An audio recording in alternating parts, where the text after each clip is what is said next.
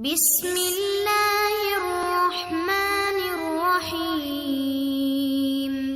ناظرین اکرم، شیخ محی الدین محمد ابن العربی رحمت اللہ علیہ اللہ تعالی کے بندگان خدا میں سے ایک تھے۔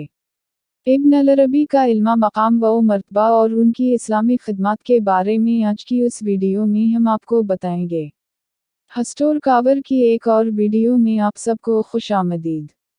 ابن العربی کی ولادت باسعادت مشرقی اندلس اسپین کے شہر مورکیو میں 17 رمضان الانبار 560 ہجری میں ہوئی۔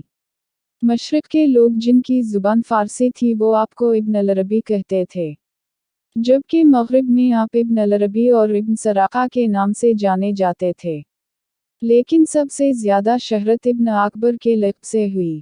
آپ کے والد کا نام علی بن محمد تھا، جو صاحب زاہد عالم اور متقی انسان تھے۔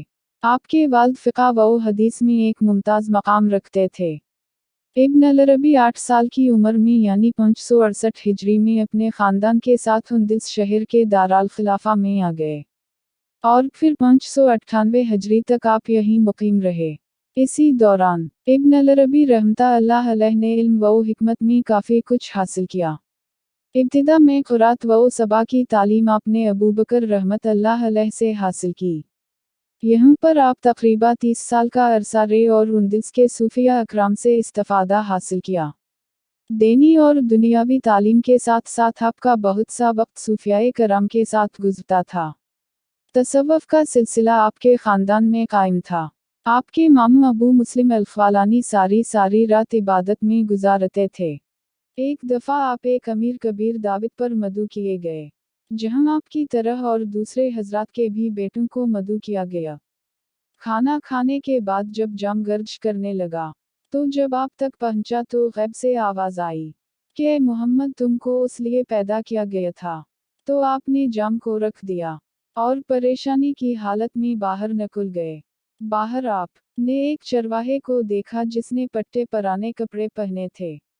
آپ نے شہر سے باہر جا کر اپنے کپڑوں کا اس سے تبادلہ کیا اور کئی گھنٹوں ویرانوں میں گھومنے کے بعد آپ ایک قبرستان میں پہنچ گئے۔ وہاں ایک ٹوٹی ہوئے قبر میں آپ نے ڈیرا لگا لیا۔ آپ نے وہاں دن اور رات اللہ تعالی کا ذکر کیا اور سوائے نماز کے اس قبر سے باہر نہیں نکلتے۔ کچھ دنوں بعد آپ وہاں سے علم کا ایک بہت بڑا خزانہ لے کر نکلے۔ آپ نے 1.5-2 سال سرکاری ملازمت فوجی کے طور پر کی، لیکن اچانک ایک ایسا واقعہ پیش آیا اور آپ نے وہ ملازمت بھی چھوڑ دی۔ آپ نے 590 ہجری میں اندلس کے باہر کا سفر کیا۔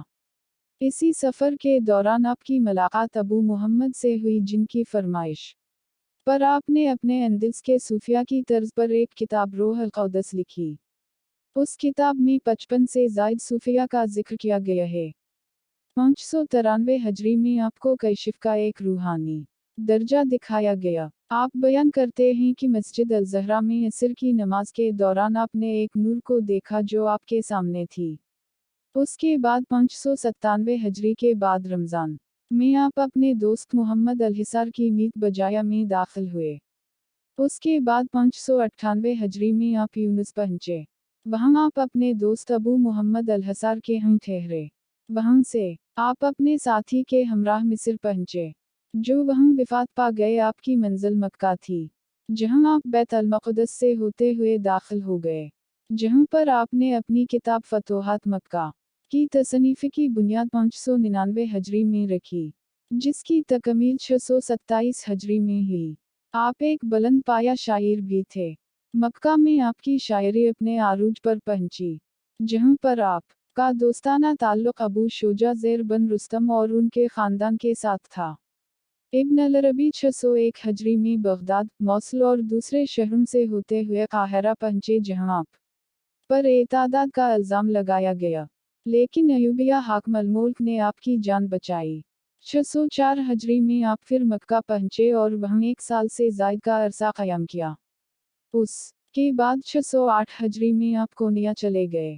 یا کے سلطان نے آپ کا استقبال کیا اور آپ کی رہائش کے لیے ایک مکان بھی تیار کروایا، جو آپ نے بعد میں ایک غریب آدمی کو دے دیا۔ آپ نے اپنی زندگی میں بہت سے سفر کیے۔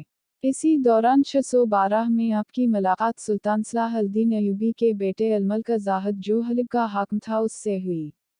620 हिजरी में आप दमिश्क रवाना हो गए। वहाँ के हाकिम अल-आदिल ने आपको अपने यहाँ आने की दावत दी और वहाँ पर आपने 638 हिजरी में वफ़ात पाई और उजल खासे उनके पहलू में दफन किए गए। हम उम्मीद करते हैं कि आपको हमारी ये काउश भी पसंद आई होगी। हमारी अगली वीडियो तक के लिए फ़ी अमान अल्लाह।